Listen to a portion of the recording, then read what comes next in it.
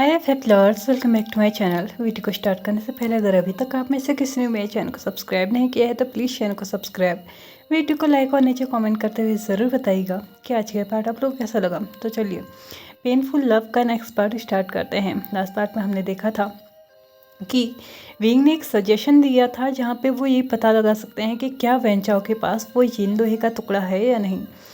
लेकिन जो विंग ने सजेशन दिया था उसके साथ लैन चिरेन और लैन वांग जी ये दोनों ही एग्री नहीं हो पा रहे थे। लेकिन एट द एंड जब लैन वांग जी एग्री हुआ तो उसने ये बोला कि वो खुद पे ही उस चीज़ को ट्राई करना चाहेगा।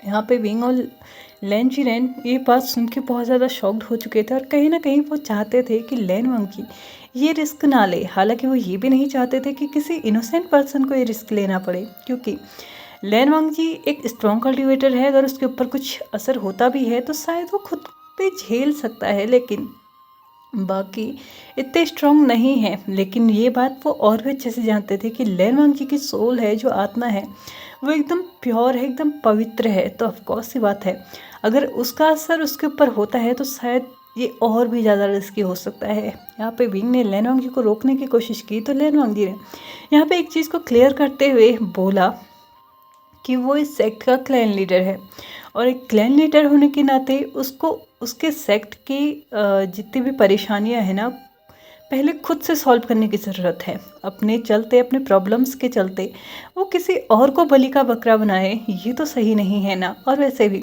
अगर मुझे कुछ होता है तो आप लोग हैं यहाँ पे मुझे कंट्रोल करने के लिए, चीज़ों को संभालने के लिए। इसलिए मैं चाहता हूँ कि मैं खुद करूँ, क्योंकि यहाँ पे सबसे अच्छा ऑप्शन यही होगा। मैं जानता हूँ अगर किसी स्टूडेंट से बोला जाए ये करने को तो वो पीछे नहीं हटेंगे, लेकिन फिर भी हम किसी की जान को इस तरीके से रिस्क में नहीं डाल सकते हैं। बहुत ज़्यादा समझाने के बाद फाइनली वो लोग मान चुके थे। लेकिन विंग यहाँ पे उससे सीक्रेटली एक मीटिंग करता है जहाँ पे वो बोलता है कि अगर ऐसा कुछ हो जाता है तुम पे, उस जीन लोहे का प्रभाव पड़ता है तो उससे डिमोनिक कल्टिवेशन या फिर ब्लैक मैजिक का यूज़ करना होगा। तो यहाँ पे लैन वांग जी ना चाहते हुए उसको परमिशन देता है कि ठीक है वो ब्लैक मैजिक का यूज़ कर सकता है, लेकिन वो सिर्फ उसी लिमिट में उसको यूज़ करेगा जिस लिमिट तक उसकी खुद की कोर यहाँ पे डैमेज ना हो या फिर कोई इफेक्ट उसके ऊपर ना पड़े। क्योंकि लास्ट टाइम जब उसने हद से ज़्यादा चीज़ें करना स्टार्ट किया था तो उसकी स्थिति बहुत ज़्यादा ख़राब हो चुकी थी। इसलिए लैन वांग जी दोबारा से वो सब कुछ नहीं चाहता था और उसने विंग को वॉर्न किया था कि अगर उसे कहीं भी लगे कि वो ज़्यादा एफर्ट्स डाल रहा है फिर भी लैन वांग जी पे कोई असर नहीं हो रहा है तो वो उस सबको वहीं पे रोक दे और उसको उसके हाल में छोड़ दे। भले ही विंग अच्छे से जानता था कि भले ही कुछ भी हो जाए, उसको खुद की जान देनी पड़े, लेकिन वो लैन वांग जी के लिए पीछे नहीं हटेगा। लेकिन इस वक्त अगर वो लैन वांग जी से ये सब कुछ बोलेगा तो शायद हो सकता है वो उसको वो मैजिक यानी कि ब्लैक मैजिक यूज़ करने से या फिर डिवाइनिंग कल्टिवेशन यूज़ करने से मना कर दे। और इस वक्त वो ये नहीं सोच सकता था कि अगर वो उसको इस्तेमाल नहीं करेगा तो वो चीज़ों को कैसे कंट्रोल में लाएगा। इसलिए उसने शब्दों का बिना प्रयोग किए ही अपने सर को हिलाया और यहाँ पे लैन वांग जी को श्योरिटी दी कि ठीक है, अगर उसे लगता है कि उसके हाथ से चीज़ें अनकंट्रोल हो रही हैं तो वो ज़्यादा कोशिश नहीं करेगा। फाइनली यहाँ पे सब कुछ डिसाइड हो चुका था। विंग, लैन वांग जी और लैन चिरेन पूरी तरीके से तैयार थे कि अगर उन्हें पता चला कि वेन चाओ के पास वो है तो यहाँ पे लैन वांग जी को संभालने के साथ साथ उन्हें उसको भी बंदी बनाना होगा। और अगर उसके पास लोहा है तो उसको बंदी बनाना इतना भी आसान नहीं होगा। उसके लिए उन दोनों ने पहले से ही बहुत सारे इंतज़ाम कर लिए थे। अब फाइनली बारी आ चुकी थी उस वक्त की जब लैन वांग जी पे ये प्रयोग किया जाना था। वेन चाओ इस वक्त अपने कमरे में थे और इस बात की पुष्टि उन्हें एक सर्वेंट ने दी थी, यानी कि इस बात की श्योरिटी जो थी ना, एक सर्वेंट ने उन्हें बताया था कि हाँ वेन चाओ इस वक्त अपने कमरे में ही हैं। वो तीनों ही एक दूसरे की तरफ देखते हैं और बढ़ जाते हैं वेन चाओ के कमरे की तरफ। वहाँ जाते ही वेन चाओ की डोर को नॉक करते ही जैसे ही वेन चाओ अपने डोर को ओपन करता है तो वैसे ही वो अपने सामने तीनों को ही देखता है। तीनों को ही वो बहुत ही ज़्यादा रिस्पेक्ट के साथ ग्रीट करता है और उन्हें अंदर आने के लिए बोलता है। वो तीनों ही अंदर चले जाते हैं। जैसे ही वो अंदर जाते हैं वेन चाओ उनसे पूछता है कि उन्हें आज अचानक यहाँ पे आने की ज़रूरत क्या पड़ी, क्या उनको उससे कोई काम है। तो यहाँ पे विंग और लैन चिरेन दोनों ही वेन चाओ को बातों में उलझा रहे थे तो वहीं लेन वांगजी मौका देख के अपना फॉरहेड रिबन अपने फॉरहेड से हटा देता है और उसको विंग के पास रख देता है, क्योंकि वो उसको ना फेंक सकता था और ना ही अपने पास रख सकता था। अगर उसने अपने पास रखा तो उस पर यिन लुई का असर नहीं होगा, और अगर उसने फेंक दिया तो उसकी डिसरिस्पेक्ट कहलाई जाएगी। इसलिए उसने बिना वैन चाओ की नज़रों में आए ही उस फॉरहेड रिबन को विंग के रोप्स में टाई कर दिया था, टक कर दिया था। यहाँ पे जैसे जैसे वो लेन वांगची वेंचाओ के करीब बढ़ने लगा था, वेंचाओ ने नोटिस तो कर लिया था कि उसके फॉरहेड पे रिबन नहीं है, लेकिन वो शायद थोड़ी सी गलती कर रहा था कि आखिरकार इसके फॉरहेड पे रिबन नहीं है, मतलब क्यों नहीं है। हालांकि उसके दिमाग में क्वेश्चन आया था, उसने पूछना भी चाहा कि आखिरकार उसके पास फॉरहेड रिबन क्यों नहीं है, लेकिन तब तक लेन वांगजी पूरी तरीके से वेंचाओ के करीब जा चुका था। और इस वक्त विंग का जो शक था ना, वो कहीं ना कहीं सही साबित होने लगा था, क्योंकि लैन वांगजी पे उसका असर होने लगा था। लैन वांगजी जो कि एकदम शांत रहता था, बड़ी सी मुसीबतों में भी वो बौखलाया नहीं रहता था, लेकिन इस वक्त उसके फॉरहेड पे स्वेट आने लगा था। उसके आइज जो थे ना, वो डार्क रेड होने लगे थे और धीरे धीरे उसकी मुट्ठियाँ बंधने लगी थी। ऐसा लग रहा था कि जैसे जैसे वो वेंचाओ के करीब जा रहा है, उसे और भी ज़्यादा तेज़ गुस्सा आ रहा है। और लैन वांगजी के ऐसे एक्शंस को देखने के बाद वेंचाओ समझ चुका था कि आखिरकार यहाँ पे क्या हो रहा है। वो समझ चुका था कि ये तीनों ही यहाँ पे उसको ट्रैप करने के लिए आए हैं, उसको उसके जाल में फंसाने के लिए आए हैं। लेकिन शायद वो नहीं जानते थे कि यहाँ पे वो शेर है तो वेंचाओ इस वक्त सवा शेर है। जैसे ही दोनों को पुष्टि हो जाती है कि वेंचाओ के पास वो यिन लोहा है, तो वो दोनों ही वेंचाओ के करीब जाने की कोशिश करते हैं।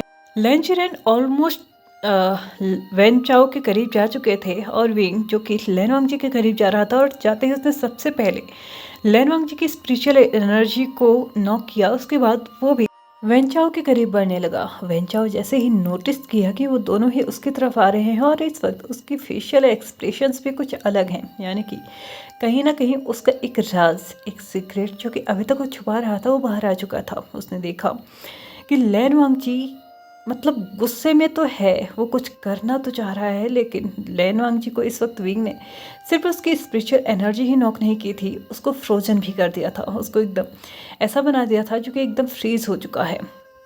लैन वांगजी अपनी जगह पे बैठ चुका था, और विंग और लैन चिरेन दोनों ही वेंचाओ के करीब बढ़ रहे थे। जैसे जैसे वो उसके करीब बढ़ रहे थे, उसकी घबराहट और भी ज़्यादा तेज हो रही थी। फाइनली जब वो ऑलमोस्ट उससे सिर्फ 1 फुट की दूरी पे थे, तो तभी जाके वो वहाँ से वैनिश हो चुका था।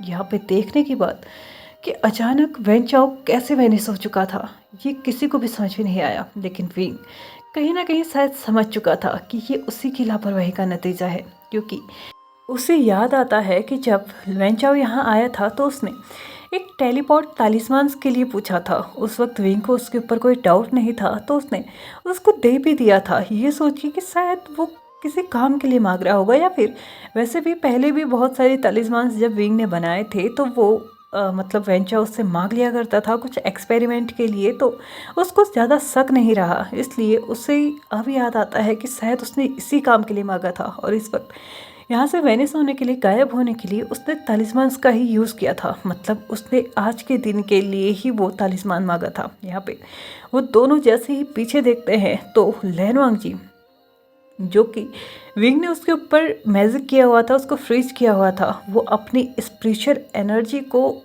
इस्तेमाल तो नहीं कर पा रहा था, लेकिन फिर भी वो स्ट्रगल कर रहा था अपने आप से ही उस फ्रीजन, मतलब जो अभी इस वक्त वो अकड़ा हुआ था ना, उसको अपने आप को फ्री करने के लिए। और इस वक्त उसके मन में जो तहलका मचा हुआ था ना, जो एक अर्थक्वेक सा उसके अंदर चल रहा था, वो चाह रहा था कि वो सेम बाहर भी करे, इस पूरे लैंड सेक्ट को तबाह करे, या फिर आसपास जो भी चीज़ें हैं उसको तबाह करे।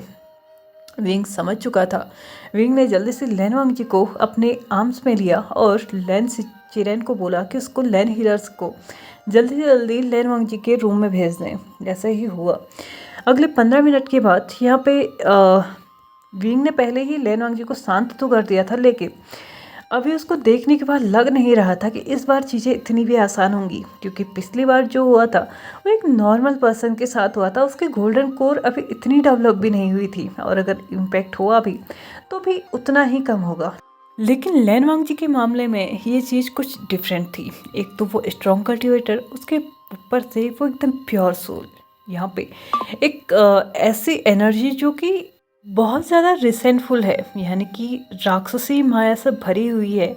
उसको बस बदले की भावना उसके अंदर भरी हुई है, उसके अंदर गुस्सा है और एग्रेशन है, ये सारी चीज़ें उसके अंदर है। तो वो सारी चीज़ें जब लैन वांगजी के अंदर आएंगी तो वो उतना ही ज़्यादा इम्पैक्ट करेंगी। लैन वांगजी को यहाँ पे स्टेबल तो कर लिया गया था, लेकिन फिर भी लैन वांगजी मतलब ठीक हो पाएगा, कब तक ठीक हो पाएगा एक कोई नहीं जानता था।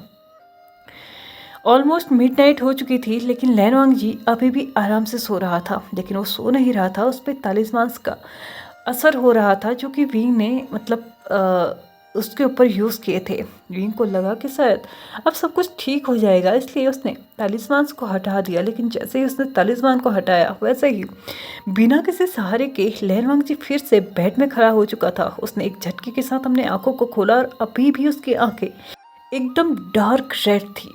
जैसे ही उसने देखा कि उसके पास कौन है, तो उसने अपनी तलवार को निकाला और उसने विंग पे वार करना स्टार्ट किया। विंग अपने बचाव को अपने बचाव के लिए उसने भी सिर्फ तलवार का यूज़ किया था, लेकिन उसने तलवार को अभी भी म्यान से बाहर नहीं निकाला था, क्योंकि वो अच्छे से जानता था कि भले ही लैन वांगजी अनस्टेबल है, बट वो तो अभी अपने होश में है ना। और अगर उन दोनों ने एक बार फाइट स्टार्ट कर दी तो यहाँ पे कुछ ना कुछ गलत हो सकता है, क्योंकि पहले जब भी फाइट होती थी वो दोनों जानबूझ के एक दूसरे को हार्म नहीं करते थे, या फिर ध्यान में रखते थे कि एक दूसरे को कट्स ना लगे। लेकिन इस वक्त लैन वांगजी इस हालत में नहीं है कि वो कुछ भी समझ सके।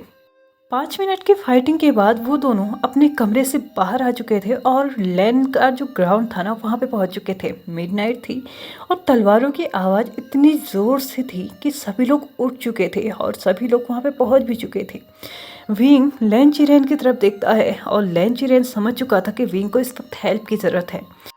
लैन चिरेन ने अपने तलवार को अपने म्यान से बाहर निकाला और उसने बस लैन वांगजी के जो अटैक्स थे ना, उनको ब्लॉक करने के लिए अब विंग की जगह ले ली। विंग ने भी अपनी जगह लैन चिरेन को दे दी और उसने अपने हाथों से ही कुछ तालिस्मान्स का यूज़ करते हुए, जो कि उसने वांगजी के बैक पे प्लेस किए थे, बैक पे चिपका दिए थे। और लगभग 3 से 4 मिनट के बाद ही लैन वांगजी पूरी तरीके से लाइफलेसली ग्राउंड में पड़ चुका था। हाँ, वो बेहोश नहीं था, बस वो इस वक्त ऐसे पड़ा हुआ था जैसे कि वो सो रहा है। और देखा जाए तो विंग ने उसको इस वक्त सुलाया ही था। दोबारा से लैन वांगजी को उसके कमरे में ले जाया गया और उसे आराम से बेड में रख दिया गया। लैन वांगजी के ऊपर फिर से तालिस्मान्स का यूज़ करके विंग ने उसको शांत कर दिया था। इसके बाद लैन वांगजी जब सोया हुआ था, विंग ने उसके फॉरहेड रिबन को भी उसके फॉरहेड पे प्लेस कर दिया था। इसके बाद वो नहीं जानता था कि अगर इस वक्त वो तालिस्मान्स को हटाएगा तो लैन वांगजी के साथ क्या होगा। लेकिन उसको कुछ भी करके लैन वांगजी को जल्दी से जल्दी होश में लाना होगा, क्योंकि इस वक्त वेंचाउस जान चुका है कि लैन सेक्ट वाले जान चुके हैं कि उसके पास यिन लोहा है, तो वो कभी भी यहाँ पे हमला कर सकता है। इसलिए अगर इस वक्त लैन वांगजी इस हालत में पड़ा रहेगा तो यहाँ पे कौन देखेगा। जल्दी से जल्दी उसको उठना होगा। सभी लोगों को विंग ये आश्वस्त करता है कि वो लैन वांगजी का ध्यान रख लेगा और सुबह होते होते वो ठीक भी हो जाएगा। अब सभी जाके सो सकते हैं। सभी लोग अपने अपने रूम में जा चुके थे और लैन चिरेन भी यहाँ से जा चुका था। विंग को याद आता है कि जब वो नींद में था तो तब उसको एक सूदिंग सी, कामिंग सी ट्यूनिंग सुनाई देती थी, एक धुन सुनाई देती थी जो कि उसको बहुत ज़्यादा शांत करती थी। और कहीं ना कहीं अपने नींद में ही सही उसने वो धुन सीख भी ली थी। इसलिए उसे लगा कि अब वही धुन उसको लैन वांगजी के लिए बचानी चाहिए। उसने अपने वेस्ट से अपने पाउच को निकाला जिसमें कि कल्टिवेटर्स की आत्मा होती है। उस पाउच में अपनी सारी चीज़ों को भी वो रख सकते हैं, इसलिए उसमें उसकी चेंचिंग थी। उसको बाहर निकालते ही जैसे ही उसने आज चेंचिंग को अपने हाथ में लिया था, वो बहुत ज़्यादा शॉक्ड था, क्योंकि आज उसकी changing almost dark black colour की थी, जो कि कल तक ग्रे कलर की थी। आज वो ऑलमोस्ट पूरी ब्लैक हो चुकी थी। वो नहीं जानता था कि आखिरकार ये कैसे हुआ, क्योंकि उसने जब लास्ट टाइम चैन को देखा था वो ग्रे कलर की ही थी, लेकिन आज वो ब्लैक कलर की हो चुकी है। ये कैसे हो सकता है? विंग इस वक्त बहुत ज़्यादा चीज़ें सोचना चाहता था, लेकिन तभी फिर से उसकी नज़र लैन वांगजी की तरफ पड़ती है और इस वक्त उसको हेल्प की ज़्यादा ज़रूरत थी। इसलिए विंग ने अपनी चैनचिंग के चेंज हुए कलर को इग्नोर करते हुए उसको अपने होठों के पास लिया और उसे बजाना स्टार्ट किया। उसने धुन तो वही प्ले की थी जो कि लैन वांगजी कर रहा था, लेकिन पता नहीं क्यों उसको एक अजीब सी फीलिंग हो रही थी। उसे ऐसा लग रहा था जिस धुन को बजाते हुए उसे खुद इसका इतना अग्रेशन फील हो रहा है, इतना गुस्सा आ रहा है, वो इतना बेचैन हो रहा है, वो सामने वाले को शांत कैसे कर सकता है? आखिरकार क्या उसने कुछ नोट्स गलत बजाए हैं? लेकिन नहीं, विंग ने दोबारा से उसे बजाना स्टार्ट किया। अभी भी विंग की आइज़ क्लोज थी। उसने दोबारा से उस धुन को बजाना स्टार्ट किया तो इस वक्त विंग और भी ज़्यादा बेचैन हो चुका था। उसने झटके से अपनी आंखों को खोला तो उसके आसपास पूरी तरीके से ब्लैक स्मोक इकट्ठा हो चुका था, एक काला धुआं जो कि इस कमरे को पूरी तरीके से अंधेरे में डुबा चुका था। उसे नहीं पता चल रहा था कि अचानक से ये ब्लैक स्मोक आया कहाँ से, क्योंकि उसने तो ऐसा कुछ भी नहीं किया, कुछ जला नहीं है, ना ही कोई आत्माएं यहाँ पे हैं, तो ये कैसे हो सकता है? विंग ने जब देखा अपने हाथ की चैनचिंग को तो अभी भी थोड़ा बहुत धुआं उसमें से निकल रहा था और अब विंग और भी ज़्यादा कंफ्यूज हो चुका था। उसको नहीं पता चल रहा था कि आखिरकार चैनचिंग अचानक से ऐसे क्यों रिएक्ट करने लगी। वो तो एक म्यूजिकल इंस्ट्रूमेंट है, उसका काम सिर्फ बजना है, जैसे वो उसको बजाए। अगर वो उसको बजा रहा है तो एक तो उसमें से निकलने वाली धुन उसको शांत नहीं कर पा रही है, ऊपर से और ज़्यादा बेचैन कर रही है, और उसमें से निकलने वाला ये स्मोक वो और भी ज़्यादा कंफ्यूजिंग था। विंग ने इस बार अपनी आंखों को खुला रखते हुए ही उसमें से कुछ धुन निकालना स्टार्ट किया तो उसने देखा कि इसमें से सिर्फ धुन ही नहीं निकल रही है, ब्लैक स्मोक बहुत ज़्यादा मात्रा में निकल रहा था। विंग ने जल्दी से उस चैनचिंग को बजाना बंद किया और उसको उस पाउच में डालना ही इस वक्त सही समझा, क्योंकि इस वक्त उस पर वो एक्सपेरिमेंट नहीं कर सकता था, क्योंकि लैन वांगजी यहीं पे है और ये सारी चीज़ें जो उसको ही बेचैन कर रही हैं वो लैन वांगजी को क्या ही शांत करेंगी। इसलिए जब कभी भी वो अकेले होगा या फिर उसके पास टाइम होगा तो वो उस वक्त इस चैनचिंग में एक्सपेरिमेंट करेगा, लेकिन फ़िलहाल इसका एक्सपेरिमेंट करना एकदम गलत होगा। इसलिए उसने दोबारा से उस चैनचिंग को अपने पाउच में रखने के लिए पाउच के अंदर हाथ डाला ही था कि उसको उस पाउच के अंदर कुछ और चीज़ भी महसूस होता है, कुछ ऐसा जो बहुत ज़्यादा कठोर था, हल्का सा खुरदुरा था और हल्का हल्का गोल भी था। ऐसा लग रहा था जैसे कि वो एक पत्थर टाइप था, लेकिन वो क्या था विंग नहीं जानता था। विंग के हाथ में जैसे ही उसका टच होता है तो वो उसको अंदर ही टच करके उसको इधर उधर घुमा के देखना चाहता था, समझना चाहता था कि क्या था, क्योंकि विंग को याद ही नहीं था कि उसने कुछ ऐसी चीज़ भी अपने पाउच में रखी थी। जैसे जैसे उसको छू रहा था वैसे वैसे विंग की क्यूरियोसिटी और भी ज़्यादा बढ़ रही थी कि ये क्या है, ये जानने की। विंग ने जल्दी से उस चीज़ को उस पाउच से बाहर निकाला और उसको देखा, लेकिन जैसे ही उसको देखा ना, विंग की आंखें फटी की फटी रह चुकी थी। वो हद से ज़्यादा शॉक्ड हो चुका था। लेकिन वो शॉक्ड क्यों हो चुका था ये हम देखेंगे आने वाले एपिसोड में। तो चलिए फ्रेंड्स, आज के इस पार्ट को मैं यहीं पर ख़त्म करती हूँ। वीडियो पसंद आया तो please like share subscribe and comment करते हुए जाइएगा। Thank you so much for watching my video and bye bye.